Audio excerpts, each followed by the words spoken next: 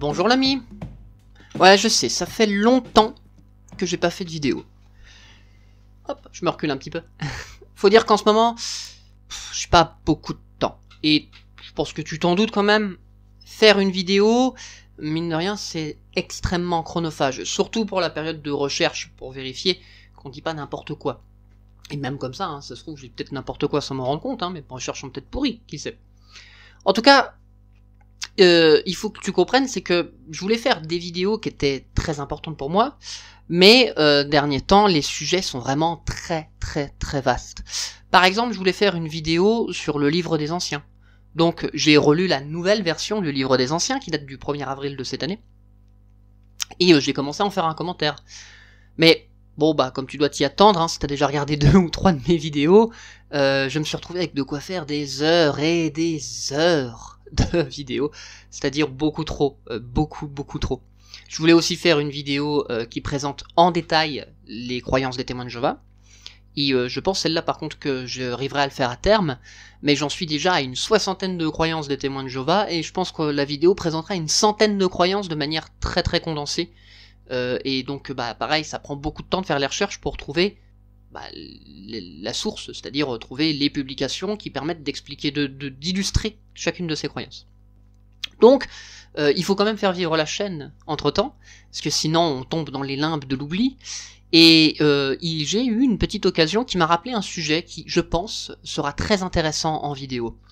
En effet, dernièrement, pendant les fêtes de la musique, j'ai eu l'occasion de discuter avec un voisin de table, et on en est arrivé, alors je sais pas comment, c'est le mystère des grandes discussions, on en est arrivé à parler de spiritisme, et on en est arrivé de parler d'un certain Greber, Johannes Greber. Et ça, c'est un nom que je connais. Parce que, quand je faisais mes propres recherches sur la traduction du Monde Nouveau, et sur la manière dont les croyances des témoins de Jéhovah ont évolué au cours du XXe siècle, je suis souvent tombé sur le nom de Johannes Greber, en particulier dans les publications des témoins de Jéhovah.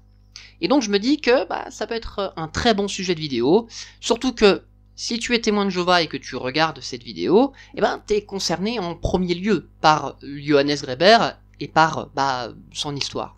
Tu sais, je me souviens avoir entendu, parmi les plus vieux frères de ma connaissance, une drôle d'histoire quand j'étais jeune.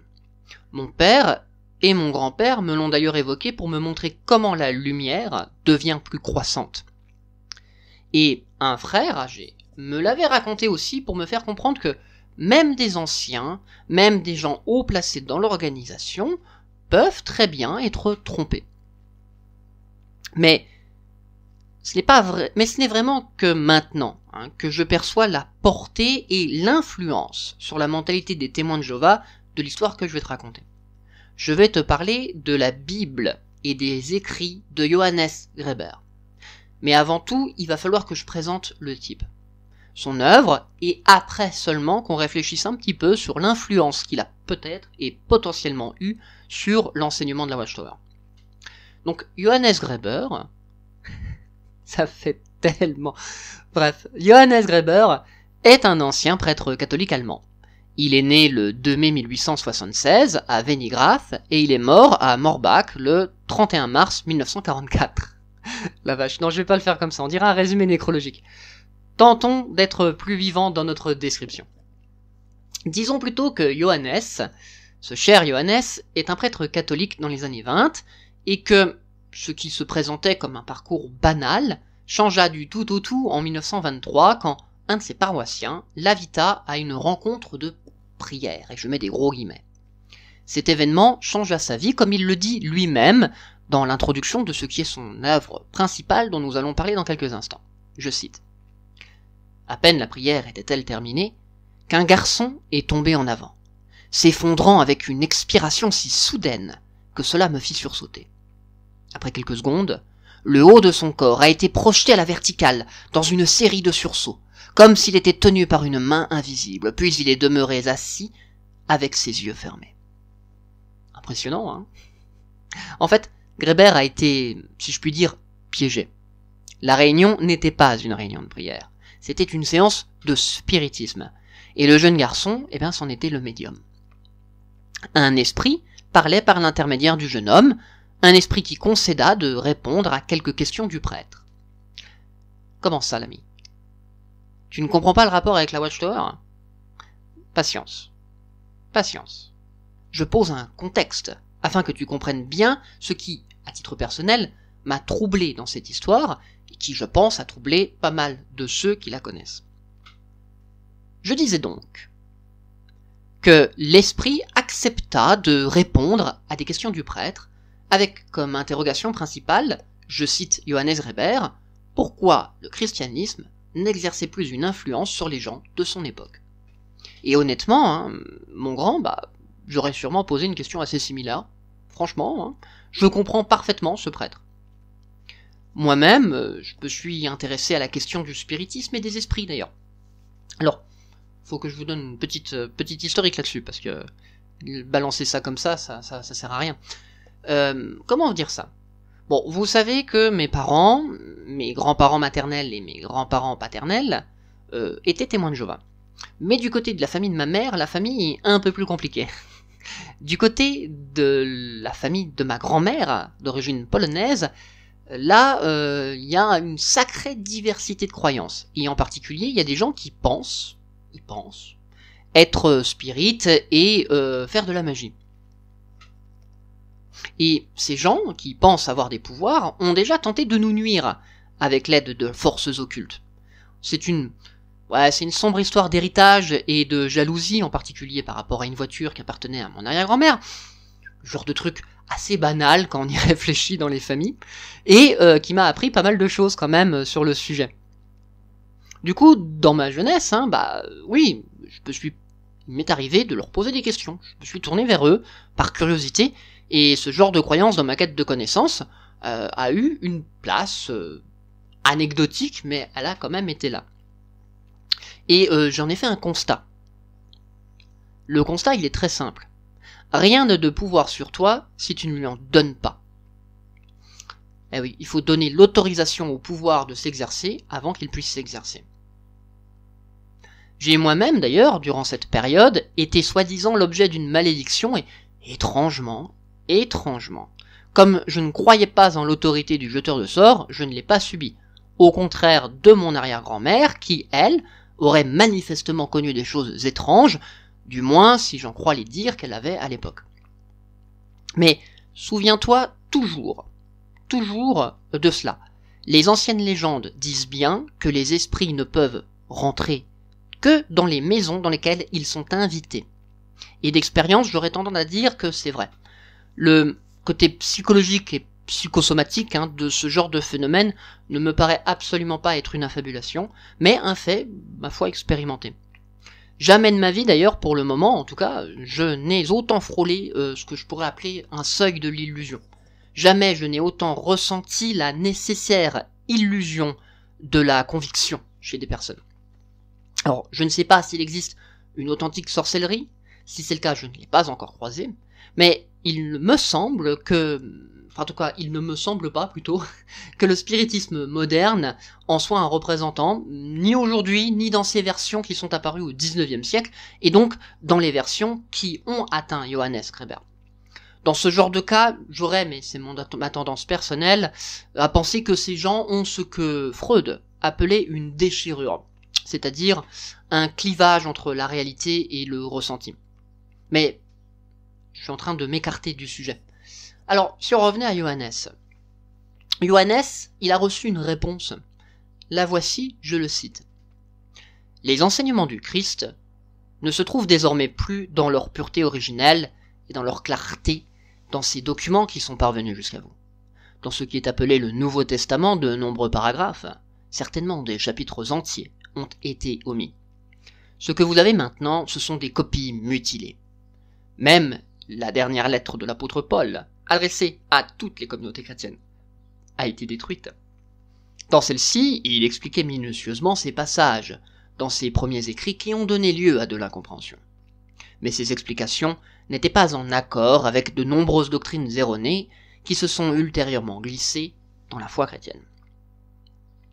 Voilà, c'est ainsi qu'il explique cette expérience dans l'introduction de ce qu'allait devenir son magnum opum. Je vais te donner le titre dans quelques instants, t'inquiète pas, je fais du teasing.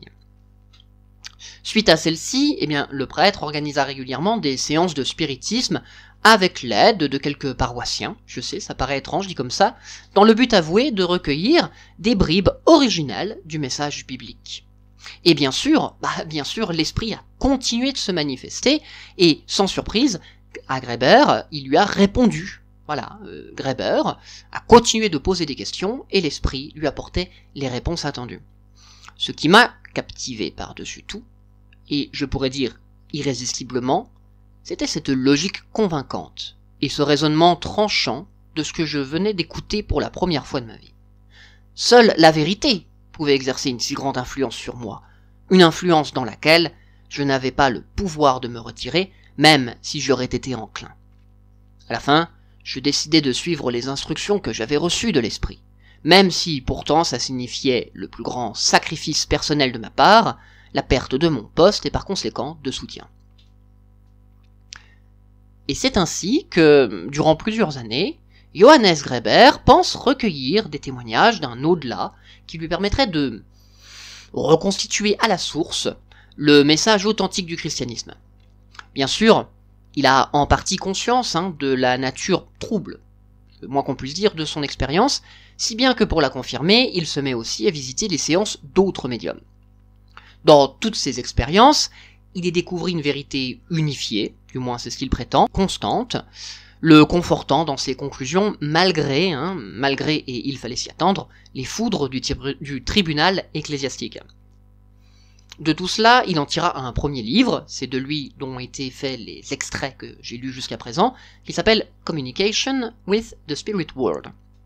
Un livre qui pose les bases de ses expériences, ainsi que les règles nécessaires à une bonne communication spirit et à la mise en place de ce genre de pratique dans un cadre, ne rigolez pas, dans un cadre biblique.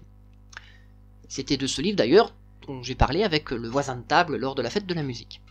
Pourquoi ? Parce qu'il m'a appris, et ça je ne le savais pas, que ce livre a été édité en français en 2005 sous le titre « Le livre mystérieux de l'au-delà ». Alors effectivement, je ne l'ai pas encore lu, mais il va falloir que je le fasse peut-être un jour pour pouvoir me faire une idée encore plus efficace, plus profonde du sujet. En tout cas, je pense maintenant que tu as une petite idée de tout le parfum de scandale qu'il y a sous cette histoire et sous le nom de Johannes Greber, en particulier quand on parle d'interprétation de la Bible. Et c'est là où l'histoire va devenir particulièrement intéressante. Alors tu te demandes sûrement pourquoi je te parle de ce Gugus. C'est simple. Dans sa recherche des vérités bibliques, et suite à ses expériences spirites, Johannes décida de faire paraître une traduction de la Bible inspirée par les esprits en 1933. Oui, une traduction de la Bible qui, dans l'espoir de revenir au message originel, justifie ses choix de traduction par des révélations médiumniques. Et là, je sens poindre le malaise, parce que tu me vois sûrement, bien sûr, tu me vois sûrement venir avec mes gros sabots. En effet, mon ami, la Watchtower Bible Tracting Society, l'organisation des témoins de Jéhovah, à une époque, n'a pas hésité à utiliser cette traduction pour justifier ses propres choix doctrinaux.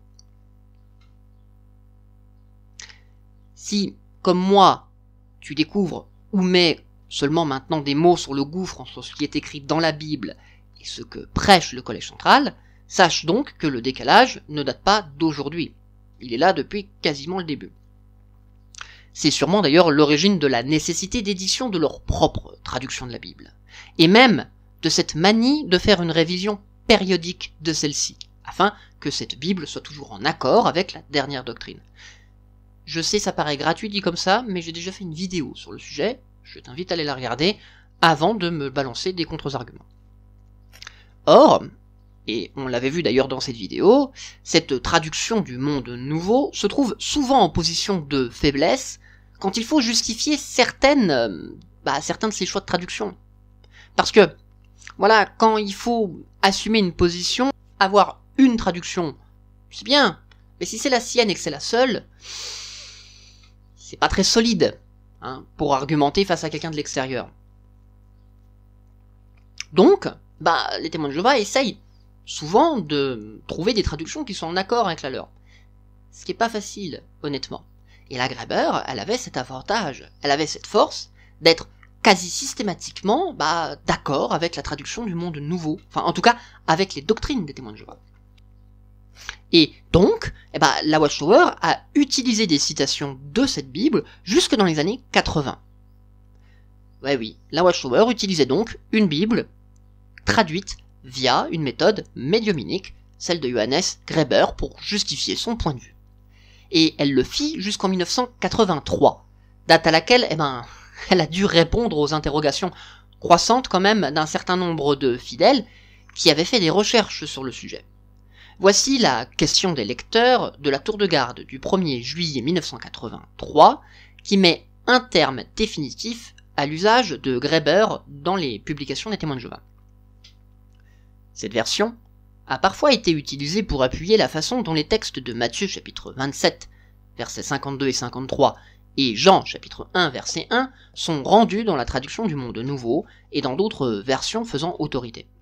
Toutefois, comme l'indique la préface de l'édition de 1980 du Nouveau Testament de Johannes Graeber, ce traducteur comptait sur le monde des esprits de Dieu pour l'éclairer sur la façon dont il devait traduire certains textes difficiles. Nous lisons en effet: sa femme médium du monde des esprits de Dieu servit souvent d'instrument pour transmettre au pasteur Graeber les réponses exactes provenant des messagers de Dieu. La Tour de Garde estime donc qu'il ne convient pas d'utiliser une version si étroitement liée au spiritisme. La traduction des textes cités plus haut, telle qu'elle apparaît dans la traduction du Monde Nouveau, repose sur une base solide et ne dépend pas de la version de Graeber pour être valable.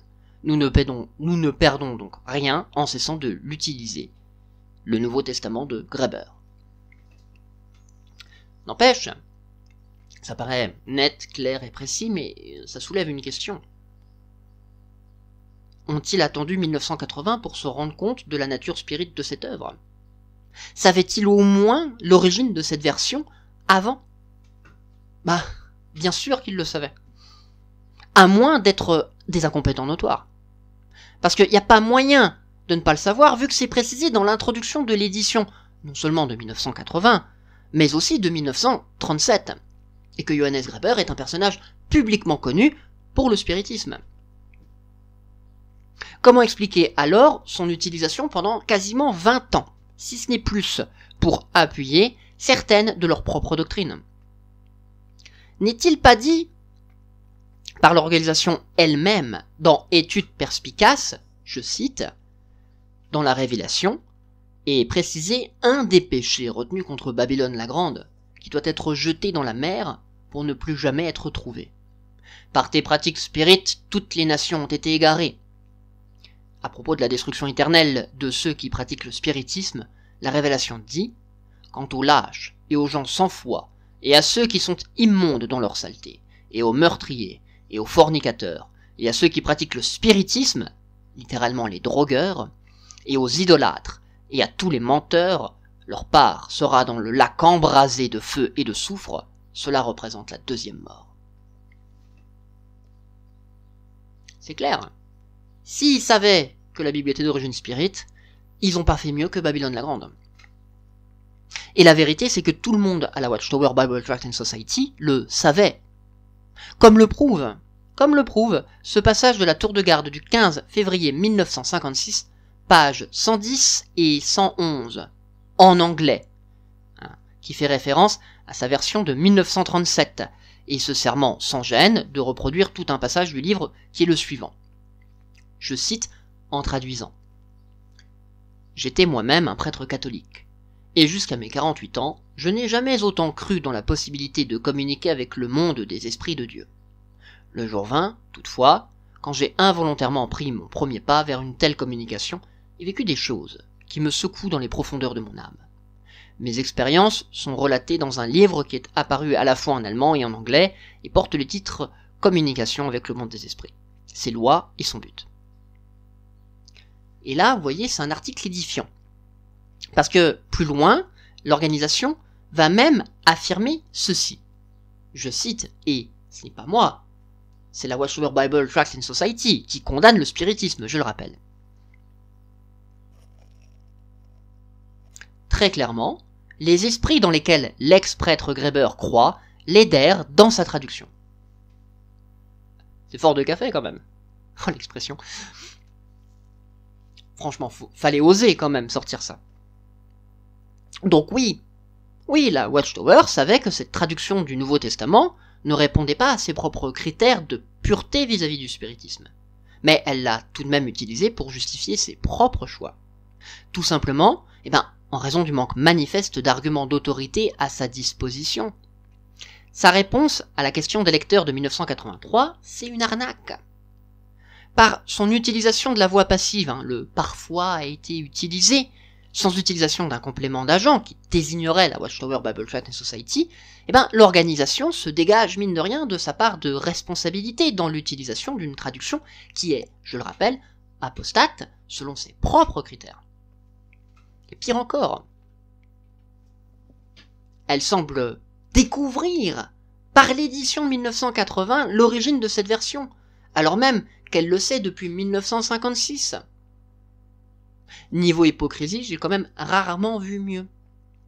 Et je vous mettrai en description des liens qui vous montreront que non seulement elle le savait, mais que la fondation qui avait été faite par la femme de Johannes Graeber était en relation courante et plutôt amicale avec l'organisation des témoins de Jéhovah. Donc en effet, Graeber, on peut dire ce qu'on veut de lui, mais au moins lui il se montre honnête sur sa manière de procéder depuis l'édition 1937. C'était pas un secret. Aussi, au-delà de la mauvaise foi habituelle de la Watchtower, je me demande ce qui a pu, à l'époque quand même, les pousser à utiliser cette traduction dans leur publication. Et la réponse possible est loin d'être agréable à lire. L'un des principaux points de friction avec les autres chrétiens, c'est la position des témoins de Jéhovah sur la divinité de Jésus.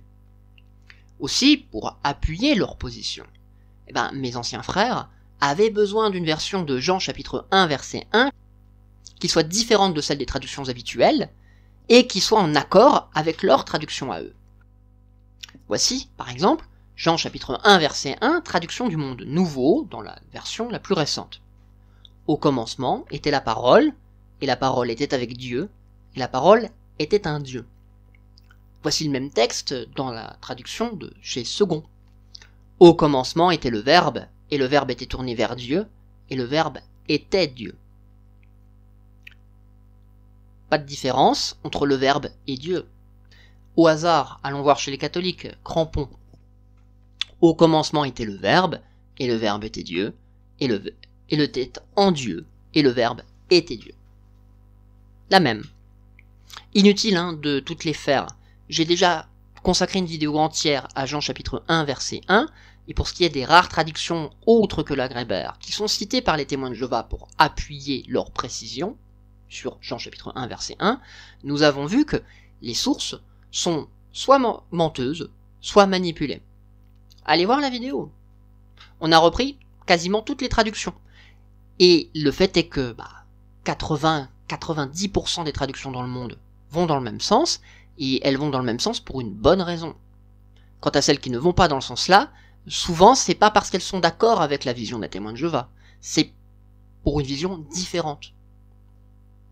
Vous verrez ? Là, c'est... Maintenant, pourquoi Johannes Graeber, lui, il était d'accord avec les témoins de Jéhovah. Ils avaient besoin de ça pour pouvoir se justifier auprès de tous ceux qui ne sont pas témoins de Jéhovah en disant « Mais voyez, on n'est pas les seuls ». Là, il y a aussi un point là-dessus. Parce que c'est leur seule manière de se différencier, Jésus, de Jéhovah, et de réfuter facilement la trinité des autres églises.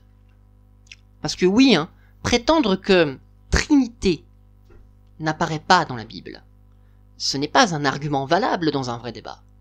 Parce que Collège central non plus, ça n'apparaît pas dans la Bible. Pas plus que 1914, pas plus que le vocable théocratie, ou un tas d'autres de leurs enseignements. Si jamais d'ailleurs, tu désires un exemple d'utilisation de Graeber pour justifier leur position sur Jean chapitre 1 verset 1, voici un magnifique extrait du livre La Parole, qui est-ce selon Jean, page 5. C'est un vieux livre. Et c'est ça qui est cool. Les vieux livres des témoins de Jéhovah, ils sont pleins de perles.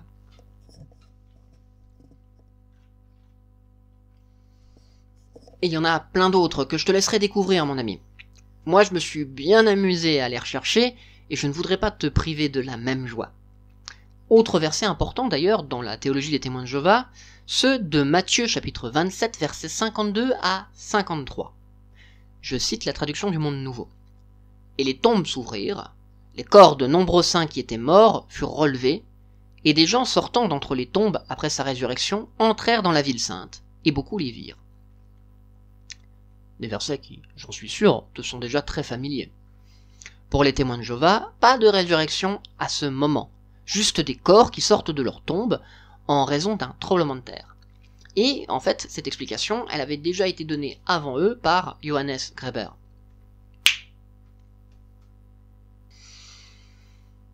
Tu lis pas l'allemand ? Bah moi non plus. Mais manifestement, il dirait la même chose que les témoins de Jéhovah. En tout cas, c'est ce qu'affirme la tour de garde du 15 avril 1976 dans la question des lecteurs.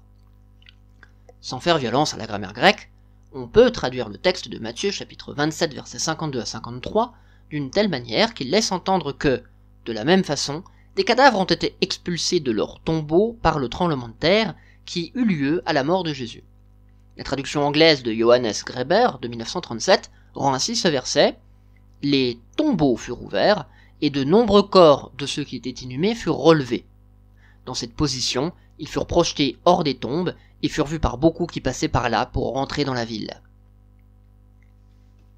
D'ailleurs, cette question des corps qui sortent des tombes semblait inquiéter quand même les témoins de Jéhovah de 1976, puisqu'il va falloir qu'ils y reviennent au mois d'octobre dans le numéro du 15, encore avec l'appui de ce qui est désormais notre spirit préféré.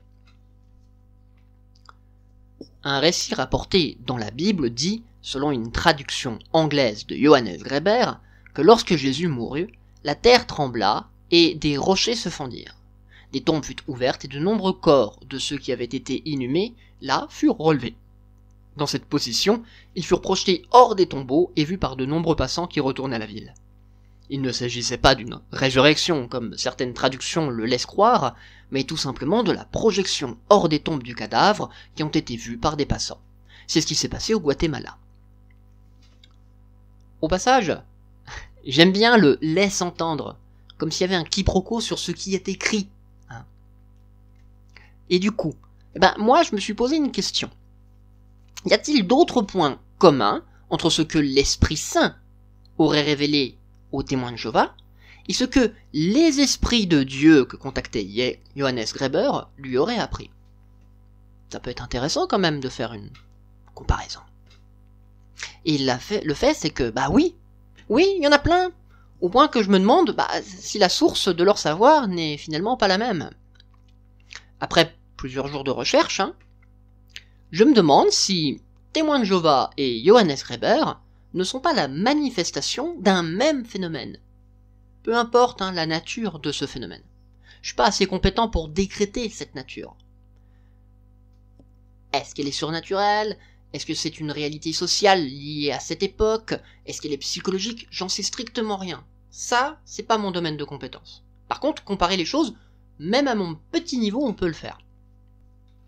Parce que notre ex-prêtre devenu médium, il n'était pas médium directement, mais ne s'est pas contenté de 2 ou 3 révélations.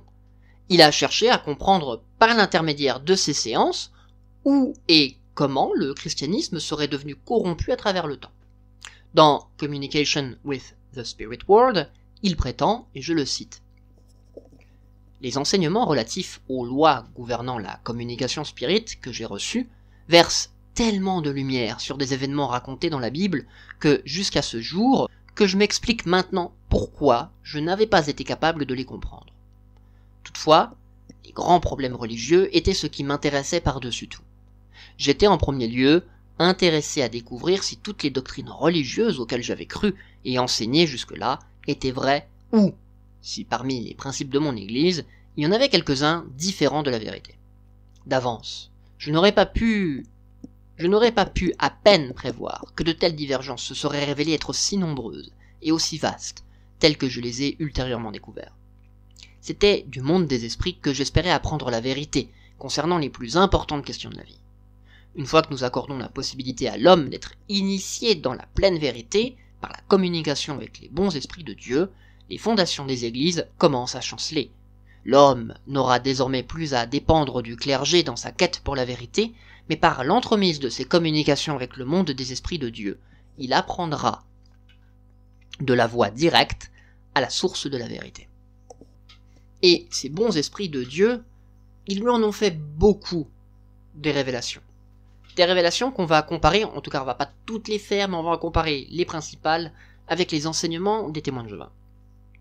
Alors avant de le faire par contre, il me paraît primordial de préciser que si je crois sur parole Johannes, ces vérités ne sont pas ses opinions personnelles, mais ce qu'il a appris d'un contact avec des forces surnaturelles.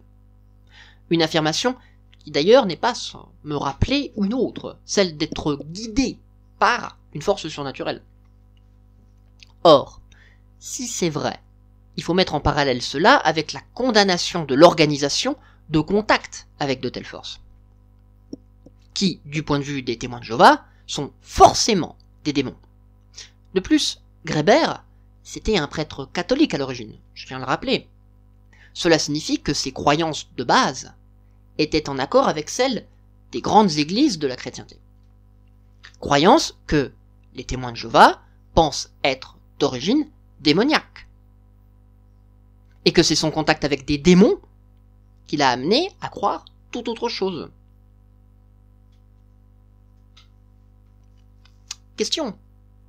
Si cet homme croyait à un enseignement démoniaque à la base, et que suite à un contact avec des démons, il se met à croire des croyances différentes, comment qualifier ces nouvelles croyances? Des démons auraient-ils pu lui révéler des vérités? Si oui, dans quel but l'aurait-il fait? Pourquoi ne pas avoir confirmé ses croyances démoniaques d'origine plutôt que de l'en libérer? Que signifie donc que son enseignement soit si similaire avec celui que dispense le soi-disant esclave fidèle et avisé d'aujourd'hui? Or bien sûr, je n'ai pas de réponse, mais garde ces questions dans un coin de ta tête en écoutant ce qui va suivre.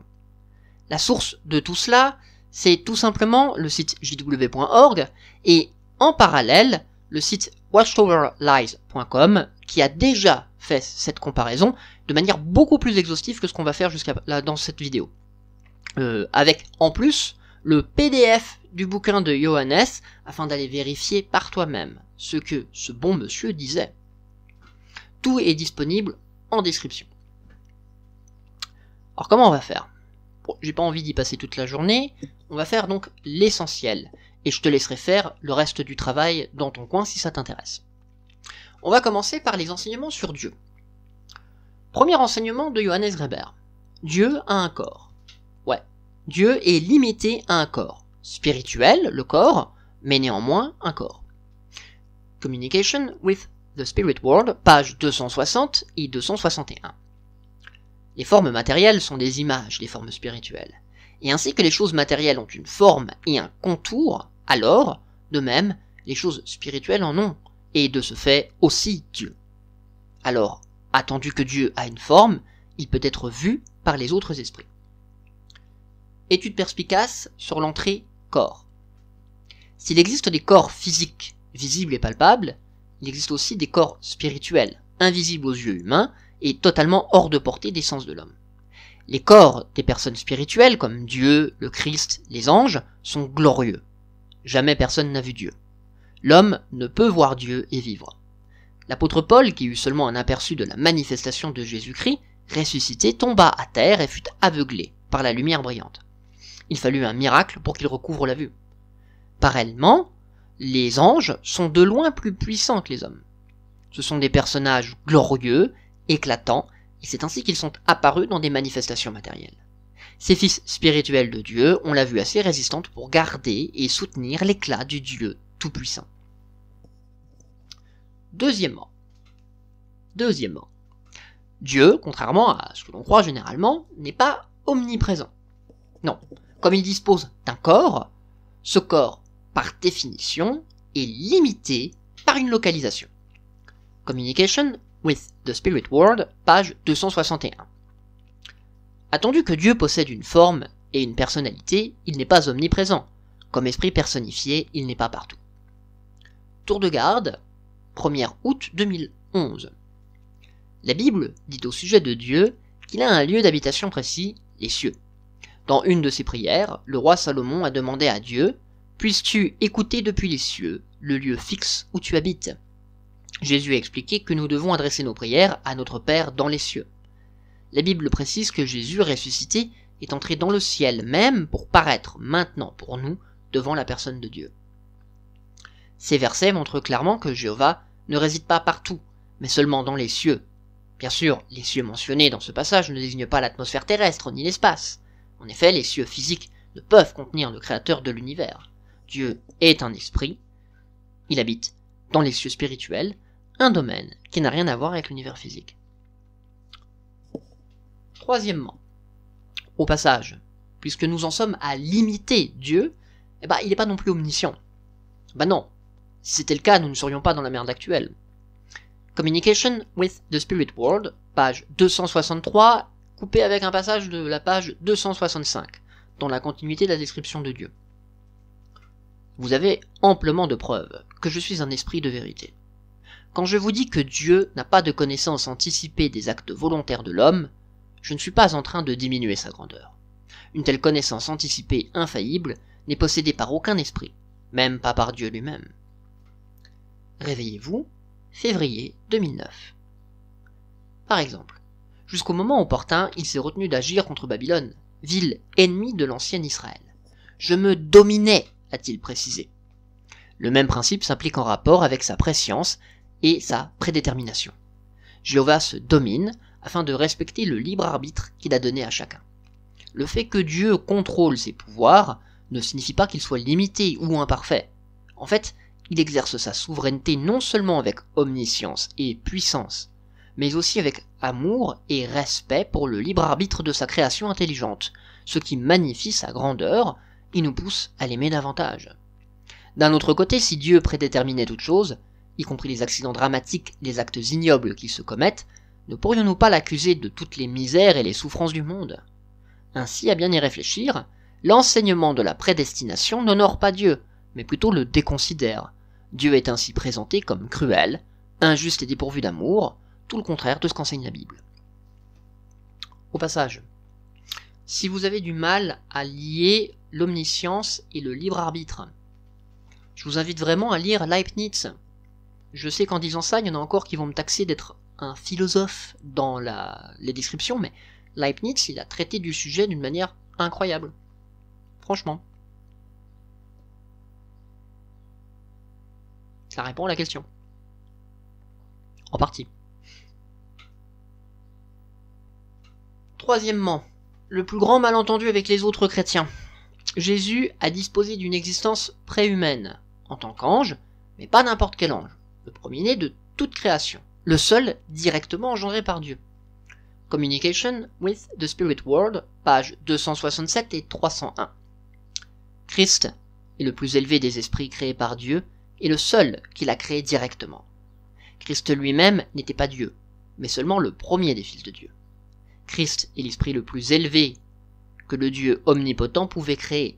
Christ est le premier fils de Dieu, créé et en tant que tel, sa plus élevée et parfaite créature. Étude perspicace, à l'entrée, premier-né.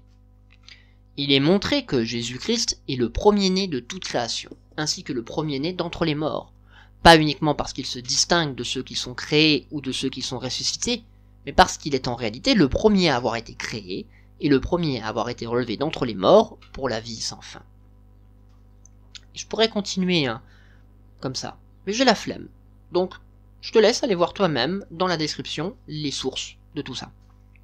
Globalement, Johannes Reber dit tout pareil que les témoins de Jéhovah, que ce soit sur la Trinité, sur la résurrection de Jésus, sur les enfers, etc., etc., etc. Pour plus de détails, voir. La Watchtower, quand on y pense, c'est quasiment une repompe de Johannes Reber. D'où ma question.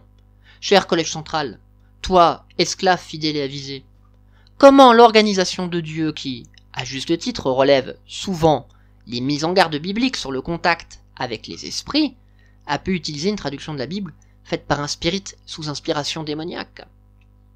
Et si tu me réponds que c'est pour appuyer la vérité et la faire plus aisément connaître, dis-moi comment expliquer que les doctrines mises en avant par des démons soient vraies. Pourquoi les démons auraient détourné Greber de la fausse religion en lui révélant la vérité, la même que la tienne? Pourquoi des démons partageraient-ils la connaissance exacte de la parole divine? Si vos enseignements sont en accord avec ceux des démons, quelle raison ai-je de vous faire confiance? Et du coup, que dois-je répondre à vos opposants qui vous accusent de connivence avec des démons? Beaucoup de questions, hein. Beaucoup de questions gênantes. Surtout que la traduction de Greber, elle date de 1937, hein. 13 ans avant la traduction du Monde Nouveau. Cela sous-entend donc que des démons ont permis à cet homme de correctement comprendre la Bible avant même l'esclave fidèle et avisé guidé par l'Esprit Saint de Jéhovah lui-même. D'autant, et celle-là je la gardais de côté, que cette traduction, c'est pas la première en réalité réalisée sous l'influence des esprits. En 1829, S. Thompson en avait déjà fait une, qui, elle aussi, arrivait à des choix de traduction très souvent similaires à celle de Johannes Greber et de la traduction du Monde Nouveau. Comme quoi, les démons, contrairement à la Watchtower, sont constants dans leur enseignement. D'autant que la Thompson était aussi l'une des références données par l'organisation à une époque. Pour des gens qui fuyaient le spiritisme, vous vous êtes souvent appuyé sur lui pour vous justifier dans vos débuts. Ça, on l'avait déjà vu quand on a fait la vidéo sur la croix, quand vous citez des textes soi-disant d'experts, et qu'en regardant en détail d'où venaient ces experts, ils tiraient leurs enseignements de séances de spiritisme. Ça fait beaucoup quand même qui s'accumulent. Pourquoi? Alors, si j'écarte cette hypothèse de la lumière qui va croissante, il me semble que la réponse coule de source. Bien sûr, cela n'engage que moi. C'est mon opinion personnelle, et je t'invite à te bâtir la tienne. Mais, au-delà de mon ressenti, à force de naviguer dans ce tourbillon de données, les rédacteurs de vos publications me paraissent être tout simplement des incultes. Ils ne font pas de recherche et ne disposent d'aucune culture approfondie des domaines qu'ils cherchent à invoquer. Ils se contentent de trouver des, entre guillemets, des preuves qui soutiennent les avis de l'organisation sans faire plus de recherche approfondie. Ils ne partent pas des faits pour trouver une conclusion, non, ils partent de la conclusion de l'organisation et ils cherchent des faits qui vont la corroborer. C'est la seule explication que j'ai pour comprendre l'absence de présentation d'hypothèses contradictoires dans vos publications et l'abscondité de certaines de vos références. Dans le cas Greber, et encore une fois, je ne fais mention que d'un ressenti, il me semble que les rédacteurs sont allés dans leur bibliothèque, ils ont cherché un texte qui va dans le sens de leur conclusion, puis ils l'ont cité sans jamais rechercher le contexte ou l'historique de cette citation, sans se poser de questions sur ce qui se passait. En tout cas, c'est ce que je veux croire. Parce que, dans le cas contraire, je n'ai pas de mots pour qualifier leur comportement.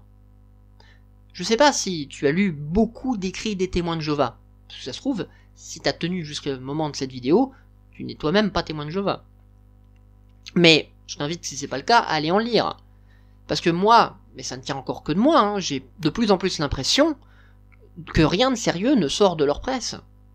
Enfin, tout me paraît toujours d'une telle superficialité, que j'en suis même arrivé à me demander si c'était pas des enfants qui écrivaient certains de leurs articles.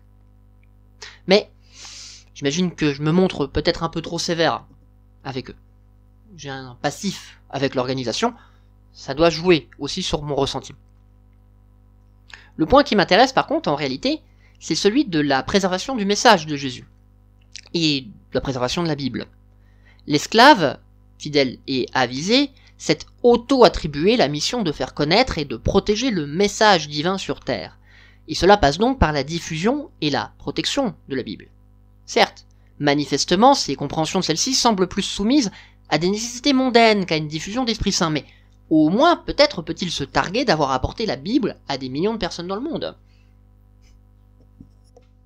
Oui. Je sais, ma question est très ironique. Parce que l'exemple de l'utilisation de la traduction de Johannes Graeber est une illustration que ce n'est pas vrai. C'est pas la Bible qui les intéresse.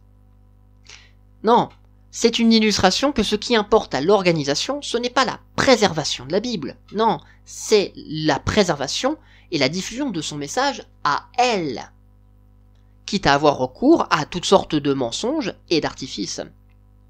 La Bible elle-même n'est pas à l'abri de cela. Dans les années 50, vous savez, la société décida de produire sa propre traduction de la Bible. On a déjà fait une vidéo sur le sujet. Une version qui aujourd'hui se présente, à en croire les témoins de Jéhovah, comme la plus juste et la plus proche des textes originaux. Et ça, je t'avoue très sincèrement en douter. J'ai déjà exposé des raisons de pourquoi j'en doute, et je ferai d'autres vidéos sur le sujet, parce que il y a vraiment beaucoup de choses à dire sur ça. En tout cas, non seulement leurs traductions sont pleines de choix plus que douteux, mais aussi de changements et de rajouts éhontés par rapport à ce que nous connaissons des plus anciens manuscrits. Et pire encore, durant mes recherches pour cette partie et pour toutes les vidéos qui vont suivre sur cette thématique, je suis tombé sur le motif avoué de cette traduction. Un motif qui doit encore diriger le Collège central de nos jours. Durant son intervention devant la Cour suprême australienne en 2015, un membre du Collège central avait affirmé sous serment que toutes leurs décisions étaient guidées par la Bible, que tout avait pour base la Bible. Or, non seulement, à travers un grand nombre de vidéos maintenant, moi et d'autres, nous avons suffisamment exposé que ce n'est qu'une illusion, mais pire encore, ce n'était pas la priorité des membres de l'organisation à l'époque de la première traduction. On va citer un article que j'ai déjà cité dans une autre vidéo, et qui parle de ça. Est-il vrai que les enseignements des témoins de Jéhovah sont basés sur la traduction de la Bible dans le monde nouveau? Du monde nouveau? En fait, le fait que la traduction du monde nouveau confirme les enseignements des témoins de Jéhovah ne prouve pas que les enseignements des témoins de Jéhovah soient fondés sur cette traduction de la Bible. Depuis 1879, la Tour de Garde publie ce que les témoins de Jéhovah croient et enseignent. La traduction du monde nouveau que la Watchtower Bible Tract and Society a accepté comme cadeau du comité de la traduction de la Bible du monde nouveau a commencé à être publiée à partir de 1950, et des volumes en ont paru de temps à autre depuis. En conséquence, la formulation de la doctrine biblique des témoins de Jéhovah n'a pas attendu la traduction du monde nouveau à partir de 1950. Jusqu'en 1950, les enseignements des témoins de Jéhovah reposaient principalement sur la version de la Bible selon le roi Jacques, mais au cours des années, les publications de la Watchtower Bible Tract and Society en anglais, seulement, ont cité plus de 70 traductions de la Bible différentes produites dans la chrétienté. Cela ne tient pas compte du fait que notre littérature est publiée dans plus de 125 langues, et que ces langues étrangères ne disposent pas de la traduction anglaise du monde nouveau des Saintes Écritures. Dans toutes les régions du monde, les témoins de Jéhovah prouvent au peuple leur croyance fondée sur la Bible par une copie de la Bible que le propriétaire de la maison peut avoir, ou qu'il peut reconnaître comme faisant autorité. La traduction du monde nouveau n'est donc que la confirmation de la justesse des enseignements des témoins de Jéhovah et ne constitue pas le fondement de leur enseignement.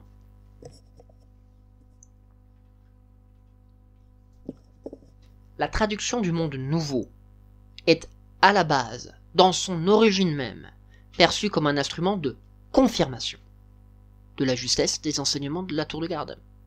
Il n'a jamais été question de l'utiliser comme fondement pour un quelconque enseignement. Là, enfin, je pense que nous avons un angle d'approche pour aborder concrètement ce contre quoi beaucoup se débattent. Les choix de traduction litigieux et contestables dans la traduction du monde nouveau. Pourquoi 70 ans à Babylone, au lieu de dire ce qui est plus juste, 70 ans pour Babylone? Simple. Pas parce que c'est ce que dit le texte original, mais pour confirmer la tour de garde. Pourquoi le méchant est dans la traduction de mon nouveau retranché, au lieu de traduire littéralement le terme grec en torturé? Simple. pour ne pas laisser de champ à la croyance en l'enfer. Pourquoi Jean chapitre 14 verset 10 ? Ne crois-tu pas que je suis en union avec le Père, et que le Père est en union avec moi ? Les choses que je vous dis ne viennent pas de moi-même, mais le Père qui reste en union avec moi fait ses œuvres. Et pas comme dans d'autres traductions, comme par exemple chez Second. Ne crois-tu pas que moi je suis dans le Père, et que le Père est en moi ?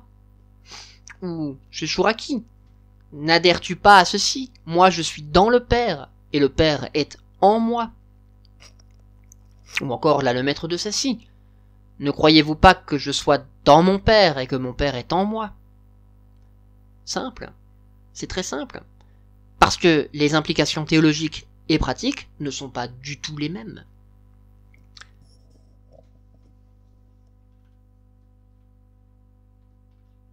Vous savez, je pense que cette vidéo serait une parfaite introduction pour quelque chose d'autre.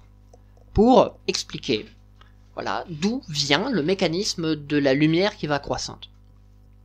Parce que plus on s'intéresse à l'histoire des témoins de Jéhovah, à la manière dont ils ont justifié leurs croyances, à la manière dont leurs croyances ont évolué, oui, j'utilise un mauvais terme, un terme que les témoins de Jéhovah trouvent moche, ont évolué à travers le 19e, le 20e et ce début du 21e siècle, plus je me rends compte d'une chose.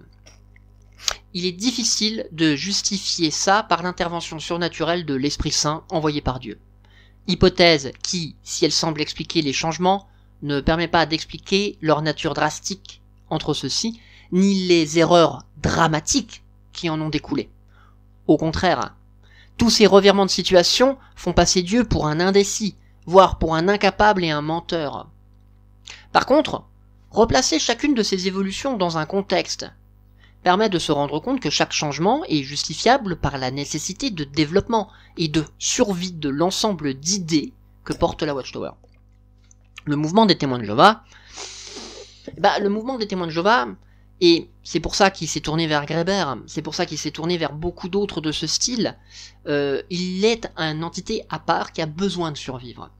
Si vous voulez un peu vous représenter les choses et comprendre pourquoi on en est arrivé à utiliser Greber, pourquoi on en est arrivé à utiliser des choses un peu douteuses, pourquoi les enseignements évoluent à ce point et parfois très vite, il faut être capable de se représenter l'organisation des témoins de Jéhovah comme une entité abstraite, vivant dans les représentations mentales que se font les gens de l'œuvre de Dieu. La Watchtower est une magnifique illustration de l'évolution d'un concept sous l'impression d'un environnement, à la manière de ces animaux qui se font passer pour d'autres afin de se protéger des prédateurs ou pour se rapprocher de leur proie. L'organisation, elle, se fait passer pour les plus fidèles serviteurs de Jésus afin de se justifier et de vivre dans les esprits et les corps des témoins de Jéhovah. Parce que si l'organisation, et surtout sa tête visible qu'est le collège central, était vraiment l'esclave fidèle et avisé qu'il prétend, seul représentant de Dieu et ami intime de Jésus sur terre, il protégerait le message de son ami, il ferait tout pour le révéler dans sa pureté originelle, il se mêlerait pas avec d'autres croyances et surtout pas avec du spiritisme. Or, comme le montre très bien la réponse à la question des lecteurs de la Tour de Garde du 1er novembre 1959, ainsi que la multitude d'exemples qui m'ont bien fait suer, de même que les innombrables changements d'avis sur les points de vue capitaux du message messianique, leur approche de la Bible ne vise pas à en extraire l'archétype originel. Non, il vise à corroborer leur croyance actuelle. Leur traduction ne vise pas à fonder une croyance, c'est leur croyance qui fonde leur traduction. Il est donc maintenant temps de vérifier si ce sentiment est justifié ou non, si l'esclave a au moins réussi à maintenir la maison propre, parce que comme le disait saint Augustin, le meilleur de vos serviteurs est celui qui ne cherche pas à entendre de vous ce qu'il souhaite, mais à souhaiter ce qu'il a entendu. Et toi, d'après toi, comment se comporte l'organisation? Est-elle un bon serviteur dans ce sens? Oui ou non? Et comment interpréter le fait que bien souvent, elle se salisse avec les choses qu'elle condamne, et tombe même d'accord avec ce qu'elle considère elle-même comme étant le mal?